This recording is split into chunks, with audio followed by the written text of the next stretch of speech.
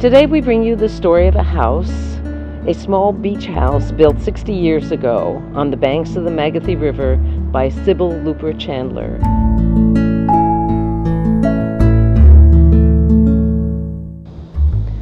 Our story begins in 1956.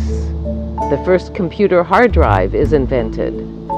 Elvis Presley releases his first hit single, Heartbreak Hotel, and Sybil Looper Chandler builds her own beach house at the age of 19. There was no water, no road, and no utilities.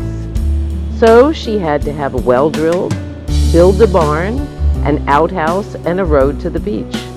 They built a fence because of a steep cliff nearby. It cost her $10,000, almost $90,000 in today's money.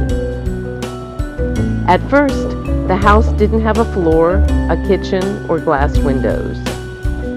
She and her family had to sleep on cots. The water from the well was red from all of the iron it contained. It wasn't much of a house, but it was her dream house. She would bring her children down to spend the summers there. All day long they were in the water, and they ate fresh fish and crabs that they caught from the river. It was difficult to go shopping, so once a week they went to Glen Burnie to buy groceries.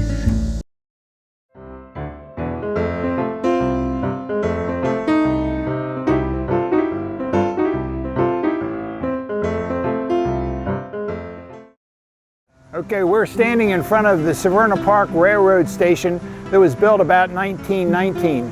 Prior to Severna Park being called Severna Park, it was called Boone, because the Boone family owned all this land.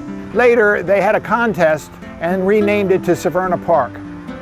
And as it evolved with a little grocery store and possibly a gas station in the early teens and 20s, this was kind of the heart of the whole town. Across the street was where Cliff Dawson had his store that he opened in 1944 that I talked about a little earlier. And the railroad, this train would come down here from Baltimore to Annapolis every hour on the half hour. It was regular as can be. It was kind of a clunky old thing. It really wasn't a train. It was more of a trolley, I guess you could say. It was painted maroon. The conductor rode back and forth on the same thing all day long. The railroad company really never made any money, so the equipment wasn't all top-notch. As a child, I'd walk down here with my mother and would wait on the side for the train to come down. The first thing I'd do as soon as we got on is I'd go to the men's room, pick up the toilet and watch the railroad tracks go by. It was very inexpensive to go. It was maybe a nickel or a dime to go to Baltimore. The train stopped running in 1949. And the building then became a number of different things. It was my 5th grade classroom when I was here, and it had no water or restroom, so we'd have to walk about a half a block up to the elementary school to go to the bathroom.